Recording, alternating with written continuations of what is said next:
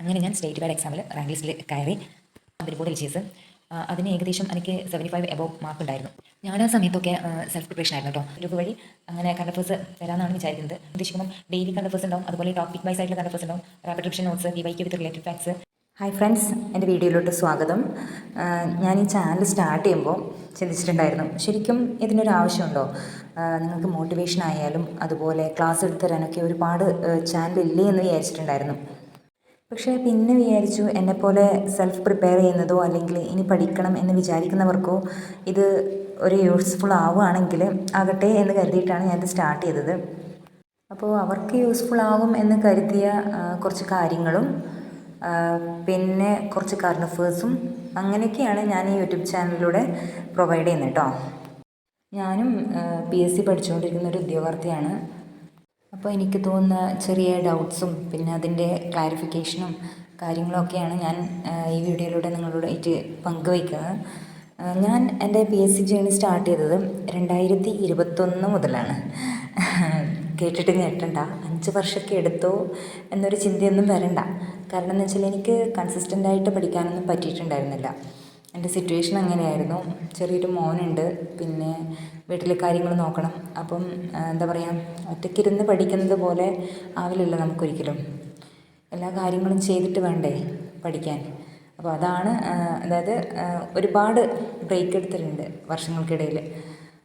അതുകൊണ്ടാണ് ഞാൻ ഇപ്പോഴും എന്താ പറയുക PSCയുടെ പിറകെ തന്നെ ഓടുന്നത്.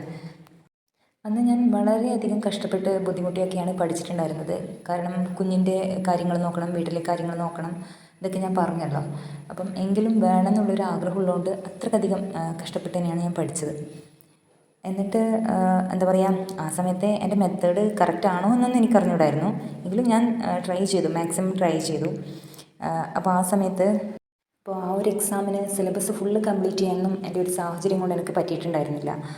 എങ്കിലും പറ്റുന്ന പരമാവധി ഞാൻ നോക്കിയിട്ടുണ്ടായിരുന്നു. എന്നിട്ട് പോയിട്ട് എക്സാം എഴുതി വന്നു. അങ്ങനെ ആ സമയത്ത് എഴുതിയ 2 റാങ്ക് ലിസ്റ്റിലും എനിക്ക് ഇടം പിടിക്കാൻ കഴിഞ്ഞിട്ടുണ്ടായിരുന്നു. പിന്നീട് എഴുതിയ പ്രിലിംസും ഞാൻ ക്ലിയർ ചെയ്തിട്ടുണ്ടായിരുന്നു. ഞാൻ ആ സമയത്തൊക്കെ സെൽഫ് പ്രിപ്പറേഷൻ ആയിരുന്നു കേട്ടോ. അതുകൊണ്ട് തന്നെ ഒരുപാട് മിസ്റ്റേക്സ് എനിക്ക് സംഭവിച്ചിട്ടുണ്ട്. ഈ മിസ്റ്റേക്സ് തന്നെയാണ് എനിക്ക് പഠിക്കാനുള്ള ഒരു വഴി കാണിച്ചു തന്നിട്ടുള്ളതും. അപ്പോൾ ഇനി പഠിക്കാനിരിക്കുന്ന സ്റ്റുഡൻസിനോ PSC ആസ്പിരൻസിനോ ഈ പറയുന്ന കാര്യങ്ങളൊക്കെ ഉപകാരമാകും എന്നെനിക്ക് ഉറപ്പുണ്ട്. പിന്നെ എൻ്റെ സാഹചര്യം ആയിരിക്കില്ല നിങ്ങൾക്ക് ഉണ്ടാവുക. ഓരോരുത്തർക്കും ഡിഫറെൻ്റ് ആയിരിക്കും സാഹചര്യം. അപ്പോൾ ഞാൻ പഠിച്ചത് എൻ്റെ മോനെയും കൊണ്ടാണ്. അങ്ങനെയുള്ള പഠനം ഈസി ആയിരിക്കില്ലെന്ന് എല്ലാ PSC പഠിക്കുന്ന അമ്മമാർക്കും മനസ്സിലാക്കാൻ സാധിക്കും. ഞാൻ എൻ്റെ സാഹചര്യം വെച്ചിട്ടുള്ള കാര്യങ്ങളാണ് പറയുന്നത്. ഓരോരുത്തർക്കും ഓരോ രീതികളുണ്ടാവും. ഇപ്പോൾ ഞാൻ പറയുന്ന രീതിയിൽ കണ്ടിന്യൂ ചെയ്യാൻ പറ്റുന്നവർക്ക് അങ്ങനെ ചെയ്യാം. അല്ലാന്നുണ്ടെങ്കിൽ നിങ്ങളുടേതായ രീതിയിൽ മുന്നോട്ട് പോകാം. അതൊക്കെ നിങ്ങളുടെ പേഴ്സണൽ ചോയ്സാണ്. എനിക്ക് വർക്കൗട്ടായ കാര്യങ്ങളാണ് ഞാൻ പറയാൻ പോകുന്നത്. ഞാൻ കോളേജ് ടൈമിലൊന്നും ഇങ്ങനെ ഒരു PSC എന്ന ചിന്തയൊന്നും എൻ്റെ മനസ്സിലുണ്ടായിരുന്നില്ല. പക്ഷേ ആ ഒരു കോവിഡ് ടൈമിൽ ചുറ്റുമുള്ള സാഹചര്യമൊക്കെ കണ്ടപ്പോൾ തോന്നി, PSC പഠിച്ച് ഒരു ഗവൺമെൻറ് ജോലി കയറിയാൽ കുറച്ചുകൂടി നമ്മുടെ ലൈഫ് ബെറ്റർ ആവും എന്ന്. കാരണം എന്ന് വെച്ചാൽ ആ സമയത്ത് സാധാരണക്കാരായ ആൾക്കാരൊക്കെ കുറച്ച് ബുദ്ധിമുട്ടിയിട്ടുണ്ടായിരുന്നു. എന്നാൽ സർക്കാർ ജോലി ഉള്ളവർ ആ ടൈമിൽ അത്യാവശ്യം കുഴപ്പമില്ലാത്ത രീതിയിലാണ് അവർ പോയിക്കൊണ്ടിരുന്നത്. അപ്പോൾ അങ്ങനെ ഒരു ഡിഫറൻസ് കാണുമ്പോൾ നമുക്കായാലും തോന്നുമല്ലോ കുറച്ചുകൂടി ഒരു ബെറ്റർ ആയിട്ടുള്ള ലൈഫ് വേണമെന്നുള്ളത്. അങ്ങനെ ഒരു ആഗ്രഹം ഉണ്ടാവില്ലേ? അങ്ങനെ ഒരു ആഗ്രഹത്തിൻ്റെ പുറത്താണ് PSC പഠിക്കണമെന്ന ആഗ്രഹം ആദ്യമായിട്ട് എൻ്റെ മനസ്സിലേക്ക് വന്നത്. ആ സമയത്ത് LDC എക്സാമിൻ്റെ ടൈമായിരുന്നത്. 2021 LDC എക്സാം ഉണ്ടായിരുന്നു. അതിന് വേണ്ടിയിട്ട് എന്നിട്ട് പഠിച്ചു തുടങ്ങി. കാര്യമായിട്ട് നോക്കിയത് എക്സാമിന് തൊട്ട് മുമ്പുള്ള 3 മാസമാണ് കേട്ടോ. അങ്ങനെ പഠിച്ചു തുടങ്ങി. പക്ഷേ പഠിക്കുന്ന കാര്യം ഞാൻ മറ്റാരോടും പറഞ്ഞിട്ടുണ്ടായിരുന്നില്ല. അതായത് എൻ്റെ ഫാമിലിയിലെ ആൾക്കാർക്കും അതുപോലെ എൻ്റെ അടുത്തുള്ള കുറച്ച് ഫ്രണ്ട്സിനും മാത്രമേ അറിയുന്നുണ്ടായിരുന്നുള്ളൂ. കാരണം എന്ന് വെച്ചാൽ വേറൊന്നുമല്ല, അവർ സപ്പോർട്ട് ചെയ്യുന്നതിനേക്കാളും ചിലപ്പോൾ ഡീമോട്ടിവേറ്റ് ചെയ്യാനായിരിക്കും കൂടുതൽ പേര് ശ്രമിക്കുക. അപ്പം മാത്രമല്ല, ഇപ്പം ഞാൻ ഈ എടുത്ത തീരുമാനം ചിലപ്പോൾ സക്സസ് ആയില്ലെങ്കിൽ വെറുതെ എന്തിനാ ഒരു കുത്തിനോവിക്കുന്ന വാക്ക് കേൾക്കുന്നു എന്നൊരു ചിന്തയും എൻ്റെ മനസ്സിലൂടെ ഉണ്ടായിരുന്നു. അപ്പോൾ നമ്മളിത് മറ്റുള്ളവരോട് ഷെയർ ചെയ്യാണ്ടിരുന്നാൽ കുഴപ്പമൊന്നുമില്ലല്ലോ. അപ്പോൾ അതിനൊന്നും താല്പര്യമില്ലാത്തതുകൊണ്ടാണ് ഞാൻ പഠിക്കുന്ന കാര്യം മറ്റാരോടും പറയാതിരുന്നത്. സക്സസ് ആണെങ്കിൽ നമുക്ക് പറയുന്നതിന് കുഴപ്പമില്ല, എങ്ങാനും ഇത് സക്സസ് അല്ലെങ്കിലും അങ്ങനെയൊക്കെ ഒരു ചിന്തയായിരുന്നു. അങ്ങനെ ഞാൻ എൻ്റെ പഠനം ആരംഭിച്ചു. ആ സമയത്തെ എന്താണ് എൻ്റെ ഇങ്ങനെയാണ് എൻ്റെ പഠന രീതി എന്ന് ചോദിച്ചാൽ നല്ലോണം, അതായത് ഭയങ്കരമായിട്ട് PDF വായിക്കുന്നു, വീഡിയോ കാണുന്നു, റാങ്ക് ഫയൽ വായിക്കുന്നു. ആ സമയത്ത് എനിക്കിപ്പോൾ തന്നെ അറിയില്ല ഞാൻ സ്വീകരിച്ച മെത്തേഡൊക്കെ കറക്റ്റ് ആണോ എന്നുള്ളത്. അങ്ങനെ ഒരു ഒന്നൊന്നര പഠനമായിരുന്നു ആ ഒരു ടൈമിൽ. അതിനിടയിലും ഒരുപാട് കഷ്ടപ്പാടുകളൊക്കെ ഉണ്ടായിരുന്നു. എന്നാലും വേണമെന്നുള്ള ആ ഒരു ചിന്തയിൽ കഷ്ടപ്പെട്ട് പഠിച്ചു എന്ന് തന്നെ പറയാം. അങ്ങനെ എക്സാം വന്നു, എക്സാമിന് പോയി. എക്സാം എഴുതി കഴിഞ്ഞ് വന്നപ്പോൾ എന്തോ ഒരു കോൺഫിഡൻസ്, ചിലപ്പോൾ കയറുമായിരിക്കും എന്ന ഒരു തോട്ട് വന്നു. പക്ഷെ ഉള്ളിലെവിടെയോ ഒരു പ്രതീക്ഷ ഉണ്ടായിരുന്നു, കിട്ടുമായിരിക്കുമല്ലേ എന്നുള്ള ഒരു ചിന്ത. അങ്ങനെ കുറച്ച് നാൾ കഴിഞ്ഞപ്പോൾ മെസ്സേജ് വരുന്ന ടൈമായി. അതിന് വേണ്ടിയിട്ട് വെയിറ്റ് ചെയ്തു. അങ്ങനെ എല്ലാ ഡിസ്ട്രിക്റ്റിലും മെസ്സേജ് വന്നു. കാത്തിരുന്നിട്ടും എൻ്റേത് മാത്രം വന്നില്ല. അപ്പോൾ വല്ലാത്തൊരു സങ്കടവും നിരാശയും ഒക്കെ തോന്നി. ഞാൻ കണക്ക് കൂട്ടിയ മാർക്ക് ഇല്ലയോ എന്നൊക്കെ ചിന്തിച്ച് ഭയങ്കര എന്താ പറയുക, ഡിപ്രഷനിലോട്ട് പോയി എന്നെല്ലാം പറയില്ലേ, അങ്ങനെ ഒരു വല്ലാത്തൊരു സങ്കടമായിപ്പോയി എനിക്കത്. കാരണം എന്താ വെച്ചാൽ ഞാൻ ലിസ്റ്റിൽ കയറുമായിരിക്കും, ജോലി കിട്ടിയില്ലെങ്കിലും ലിസ്റ്റിലൊക്കെ കയറുമായിരിക്കും എന്നൊക്കെ ഞാൻ പ്രതീക്ഷിച്ചതാണ്. പക്ഷെ അതുമില്ല, അതും പോയി കിട്ടി. അപ്പം അങ്ങനെ വിഷമിച്ചിരിക്കുമ്പോൾ പിന്നീട് കേട്ടു ഒരാഴ്ചക്ക് ശേഷം വീണ്ടും മെസ്സേജ് വരുന്നുണ്ടെന്ന് കേട്ടു. പിന്നെ എന്താ പരിപാടി എന്ന് വെച്ചാൽ ഫോൺ നോക്കിയിരിപ്പായി, ഫോൺ ഇടയ്ക്കിടയ്ക്ക് ചെക്ക് ചെയ്യലായി. അങ്ങനെ ഒടുവിൽ എനിക്കും വന്നു ആ ഒരു മെസ്സേജ്. അപ്പോൾ എന്തെന്നില്ലാത്തൊരു സന്തോഷം തോന്നി. അങ്ങനെ സർട്ടിഫിക്കറ്റ് അപ്ലോഡ് ചെയ്തു, വെരിഫിക്കേഷൻ കഴിഞ്ഞു. ടെലഗ്രാം ഗ്രൂപ്പിൽ വെരിഫൈഡ് ഗ്രൂപ്പ് ഉണ്ടാവുമല്ലോ, അതിൽ ജോയിൻ ചെയ്തു. അപ്പോൾ മാർക്കൊക്കെ വെച്ച് നോക്കുമ്പോൾ എനിക്ക് ജോബ് കിട്ടാനുള്ള ചാൻസ് ഇല്ലയെന്ന് മനസ്സിലായി. കാരണം എന്താണെന്ന് വെച്ചാൽ ഈ കട്ട് ഓഫിൻ്റെ ബോർഡറിലാണ് എൻ്റെ മാർക്ക്. പിന്നെ എനിക്ക് തോന്നി സിലബസ് ഫുള്ള് കവർ ചെയ്യാണ്ടാണല്ലോ ഞാൻ ഈ എക്സാം അറ്റൻഡ് ചെയ്തത്. അപ്പോൾ വലിയൊരു മാർക്കൊന്നും ഞാൻ പ്രതീക്ഷിച്ചിട്ടുണ്ടായിരുന്നില്ല. ലിസ്റ്റിൽ കയറുമായിരിക്കും എന്നൊരു തോട്ട് മാത്രമേ ഉണ്ടായിരുന്നുള്ളൂ. പക്ഷെ ആ ലിസ്റ്റ് കയറിയത് എന്താ പറയുക, എനിക്കൊരു മോട്ടിവേഷനായി എന്ന് തന്നെ പറയാം. അങ്ങനെ വീണ്ടും പഠിക്കാൻ തുടങ്ങി. പഠനത്തിൽ നല്ല മാറ്റം വരുത്തി. അതായത് സിലബസിൽ ഞാൻ ഒഴിച്ചുവിട്ട കുറച്ച് ഭാഗങ്ങളുണ്ടായിരുന്നു, അതൊക്കെ നല്ലോണം നോക്കി. പോർഷൻസൊക്കെ വീണ്ടും വീണ്ടും പഠിച്ചുകൊണ്ടിരുന്നു. അങ്ങനെ പിന്നെ വേറൊരു എക്സാം വന്നു. ആ എക്സാമാണ് കമ്പനി ബോർഡ് LGS. അതിന് ഏകദേശം എനിക്ക് 75 എബോവ് മാർക്ക് ഉണ്ടായിരുന്നു. അങ്ങനെ ഞാൻ സ്റ്റേറ്റ് വൈഡ് എക്സാമിൽ റാങ്ക് ലിസ്റ്റിൽ കയറി. പിന്നീട് നടന്ന പ്രിലിംസൊക്കെ എനിക്ക് ക്ലിയർ ചെയ്യാൻ പറ്റിയിട്ടുണ്ടായിരുന്നു കേട്ടോ.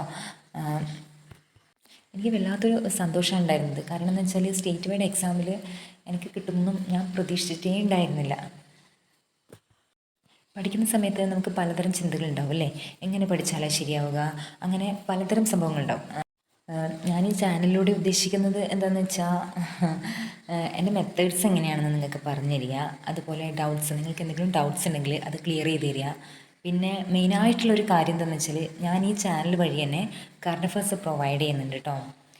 അതെന്താണെന്ന് വെച്ചാൽ ഡെയിലി കറണ്ട് അഫേഴ്സ്, 10th പ്രിലിംസിൻ്റെ എക്സാം എടുത്തല്ലോ, അപ്പോൾ അതിനോടനുബന്ധിച്ചിട്ടുള്ള റാപ്പിഡ് റിവിഷൻ നോട്ട്സ്, പിന്നെ ഈ കഴിഞ്ഞ ദിവസം PSC നടത്തിയ LGS-P1 എക്സാമില്ലേ, അതിൻ്റെ കറണ്ട് അഫേഴ്സ് വിത്ത് റിലേറ്റഡ് ഫാക്ട്സ് ഞാൻ ചാനലിൽ ഇട്ടിട്ടുണ്ട്.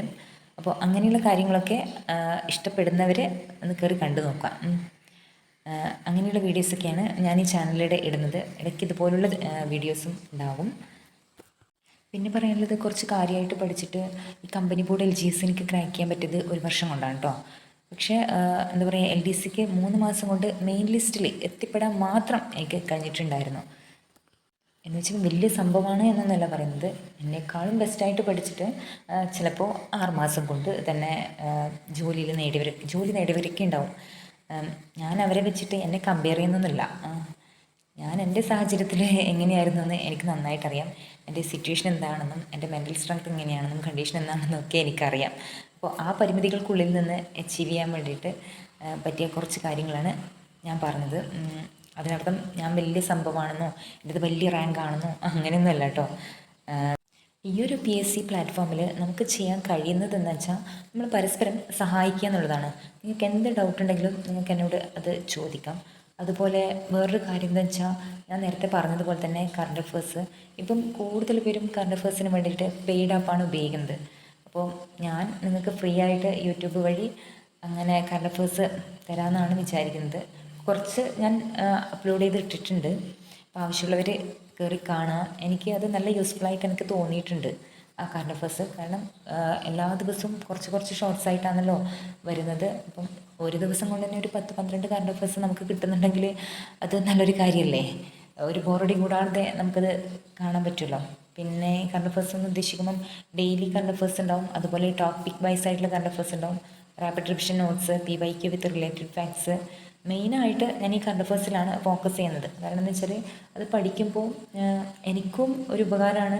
ഞാനൊരു 2-3 തവണയൊക്കെ വായിച്ചിട്ടാണല്ലോ അപ്ലോഡ് ചെയ്യുന്നത്. അത് മാത്രമല്ല, ആരാണോ കേൾക്കുന്നത് അവർക്കും നല്ലൊരു എന്താ പറയുക ഹെൽപ്പാണ് ഞാൻ ചെയ്യുന്നതെന്നുള്ളൊരു ബോധ്യം എനിക്ക് വന്നിട്ടുണ്ട്. അതുകൊണ്ട് ഞാനത് കണ്ടിന്യൂ തന്നെ ചെയ്യും. ഡെയിലി ഞാൻ 1-2 ഷോർട്സ് ആയിട്ട് ഡെയിലി ഇടും. അതിൽ ഒരു ഷോർട്സിൽ തന്നെ 5-6 ക്വസ്റ്റ്യൻസും ഉണ്ടാവും. അപ്പോൾ ഡെയിലി നിങ്ങൾക്ക് ഒരു 10-12 ആയിട്ടുള്ള കറണ്ട് അഫേഴ്സ് പഠിച്ചുകൊണ്ട് പോകാനും പറ്റും. ഇടയ്ക്ക് ലോങ് വീഡിയോസും ഉണ്ടാകും. അപ്പോൾ താല്പര്യമുള്ളവർ ചാനൽ സബ്സ്ക്രൈബ് ചെയ്തിട്ട് ടെലഗ്രാമിൽ ജോയിൻ ചെയ്യണേ. ടെലഗ്രാമിൻ്റെ ലിങ്ക് ഞാൻ ഡിസ്ക്രിപ്ഷൻ ബോക്സിൽ കൊടുക്കാവേ. പിന്നെ നിങ്ങൾക്കുള്ള എന്ത് ഡൗട്ടും കാര്യങ്ങളും എന്നോട് ചോദിക്കാം. ഞാൻ അതിനൊക്കെ റിപ്ലൈ തരുന്നതായിരിക്കും കേട്ടോ. എന്നെക്കൊണ്ട് പറ്റുന്ന രീതിയിൽ ഞാൻ ഹെൽപ്പ് ചെയ്യും. പിന്നെ എൻ്റെ ഫ്രണ്ട്സ് പറയാനുള്ളതെന്ന് വെച്ചാൽ, ഞാനീ പറഞ്ഞതുപോലുള്ള കാര്യങ്ങൾ ഓരോരുത്തർക്കും ഓരോ കാര്യങ്ങൾ പറയാനുണ്ടാവുമായിരിക്കുമല്ലോ. എനിക്ക് സ്പെഷ്യലായിട്ട് തോന്നുന്ന കാര്യങ്ങൾ ഞാൻ പറഞ്ഞു. അതുകൊണ്ട് ഓരോരുത്തർക്കും ഓരോ കാര്യങ്ങളുണ്ടാവും. അപ്പോൾ നിങ്ങൾക്ക് അങ്ങനെ എന്തെങ്കിലും പറയാനുണ്ടെങ്കിൽ എൻ്റെ യൂട്യൂബ് ചാനലിലൂടെ കമൻറ്റിലൂടെ അറിയിച്ചാലും അത് വായിക്കുന്ന മറ്റു പേർക്കും അത് യൂസ്ഫുൾ ആകുമെന്ന് എനിക്ക് ഉറപ്പുണ്ട് കേട്ടോ. അപ്പോൾ എല്ലാവരും കമൻറ്റ് ചെയ്യുക, ലൈക്ക് ചെയ്യുക, സപ്പോർട്ട് ചെയ്യുക. ടെലഗ്രാം ഗ്രൂപ്പിൽ ജോയിൻ ചെയ്യാനും മറക്കില്ല കേട്ടോ. അപ്പോൾ ഇത്രയും എനിക്കിന്ന് പറയാനുള്ളൂ. Thank you so much for watching.